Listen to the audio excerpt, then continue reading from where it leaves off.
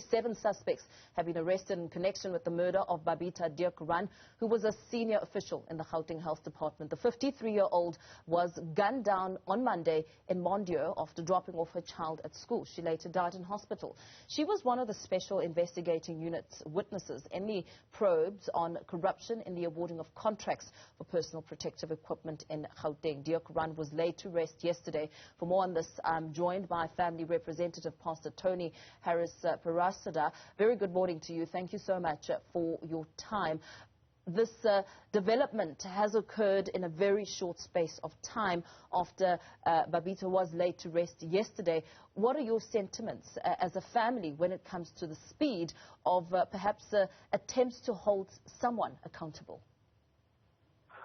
Good morning, ma'am, and good morning to the listeners. Ma'am, on behalf of the family, I want to say that we find a sense of heaviness being lifted from us because we are grateful for the fact that the police are working all out and suspects have been taken in. There is a measure of lightness in us, and we welcome this, but we will welcome the conviction of those that were responsible, that possibly hired these hitmen to do that to our sister.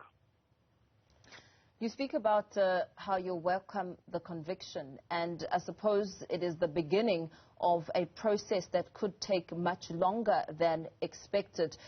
What sort of emotional support will the family require during this stage where we're really essentially looking at the early stages of a massive criminal case? Yes. Well, at this stage, the family are just holding up together and encouraging one another on the fact that she has been a national hero. And, we have just realized that the truth, the voice of truth, will always linger in society. You may silence one person, but a million other voices will rise up. And we are taking solace in the fact that there are voices all over the country,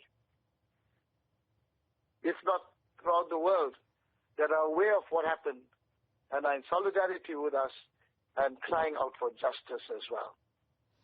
As I read the statement that has come out here, it says that 7 suspects have been arrested in connection with this murder.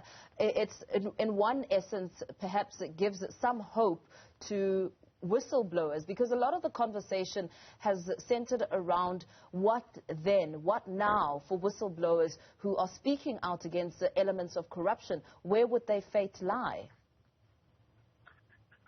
Well, you know what? It appeases us to know that there is some hope to speak out, because no matter what happens, truth must prevail. And we believe justice must be served.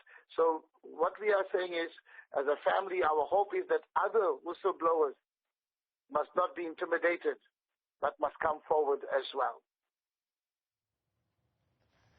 And when it comes to perhaps the information and the manner it's affected the family, the graphic details that were heard, and of course the final send-off yesterday, where is the family sitting today when it comes to a lot of talk around Babita and constantly hearing her name in the media space and constantly hearing the details of her death being voiced out? Is the family going through some sort of counseling, especially looking at the impact of her children, pardon me?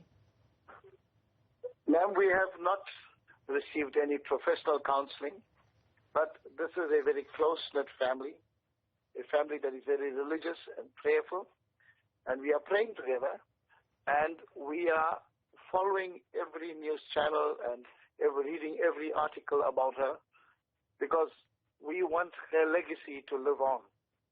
We have a 16-year-old daughter that we have to take care of, and we are strong. We are being strong for the sake of our niece, her child as well. And we are just trusting God to help us through this as well. And how are you finding the communication channels in terms of the updates? Were you aware of these 7 suspects before we even spoke to you this morning? No. The first time we saw this was on the news. We were not informed as a family officially that some suspects were apprehended. But when we saw this on the news, then we came to receive that as some solace to us. And do you have an investigator or perhaps a member of the South African Police Service who is tasked with communicating with you? Because surely that must also subject the family to more shock as the information is first heard on media platforms.